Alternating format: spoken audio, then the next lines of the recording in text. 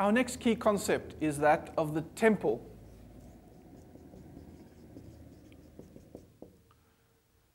For us as Christians, the concept of temple doesn't have anywhere near the impact that it would have had for both the Israelites and later on for the people of Judah. We don't really connect with the understanding of temple because for us we believe in God being everywhere, God is within us, God is around us. But we need to understand that the concept of temple was a very much more clear concept for the Israelites and therefore the people of the Tanakh. The temple, of course, evolved out of the tabernacle. And the tabernacle was established during the wanderings in the desert. That as they wandered around, they created the Ark of the Covenant.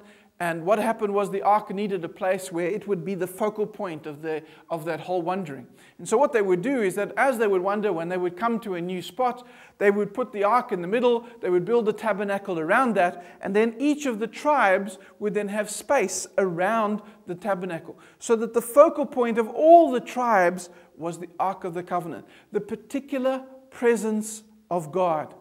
And the tabernacle which then housed that particular presence of God. Of course, the people could see that by virtue of the tongue of fire and the pillar of cloud, which would also be part of the pageantry, part of the symbolism of God's presence with them and with them all the time. Of course, as we see, once the people spread out over the promised land after they've taken it with Joshua, we see that the importance of the tabernacle begins to change because now you have a regional connection with the faith, also with the belief in God, actually moves to each of the tribes. Each of the tribes does their own thing, so to speak. And in some ways, the Ark of the Covenant begins to fall out of the focal point of the people.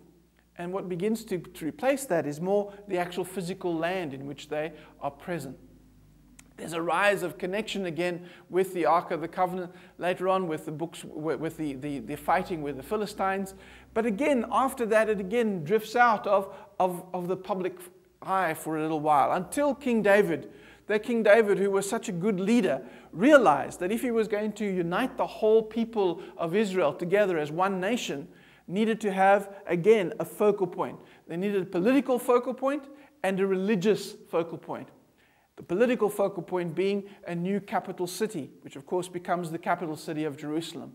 And then a religious focal point, which again, he reconnects people's understanding of the Ark of the Covenant and brings it into Jerusalem. Now, it's not up to him, but it's rather his son Solomon, who then takes the Ark of the Covenant and again enfolds it within a structure. And that structure, of course, is Solomon's temple. And this is where the temple now comes to the fore. This is where sacrifice hits its peak, is in the time of the temple. Because now the people have got a focal point. They've got some place to travel to come to Passover and to come to Yom Kippur. They now do this from Jerusalem because that's where all the sacrifice is being done. The Ark of the Covenant is placed within the Holy of Holies, only to be opened up at the Day of Atonement each year by the high priest for that particular year. And so we see the rise of the cultic nature of Judaism happens during the period of the temple. The concept of the temple, though, becomes so much more important because it is the place where God is particularly present. It's not that God isn't present anywhere else. It's not that God isn't present in the fields and in the flocks and in the herds and in the other things of life. Rather, but God is particularly present there in his house, in the temple. Now you can understand that when that temple is destroyed by the Babylonians, what effect that would have on the people. That all of a sudden that focal point of their religious life is destroyed. And they're taken into Babylon. There's all crises of faith here. There's crises of, well, where is God now? Where is his particular presence now? Where can we find God now that we're in a foreign land? We see some of the anguish of that in things like Psalm 137, where it says, by the rivers of Babylon where we sat down. And then they were asked to sing songs. But how can we sing songs in a foreign land? How can we connect with God in this foreign land? Of course, the scribes and the Pharisees, well, the scribes rather, and the lawyers and some of the priests get together and figure out how they can do that. And the way in which they do that is to make God particularly present within his word. And of course, that's when they begin to write down Tanakh as we would begin to understand it now. And so Tanakh begins to take the place a little bit of the concept of the temple.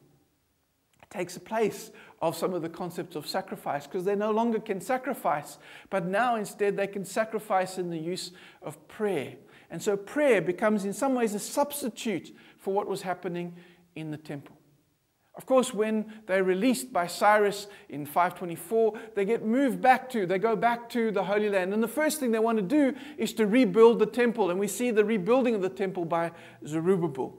And so the temple again takes that focus. However, something is missing. The thing that's missing is the Ark of the Covenant.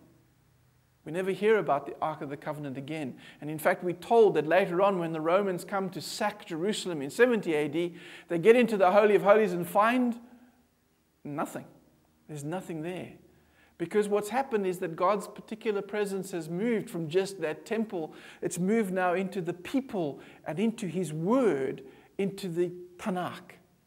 So Jesus uses that concept of the Word now being embodiment of the temple, of the presence of God in Himself. That when He looks in the New Testament, He says, I'm going to destroy that temple, and in 3 days we'll raise it up again.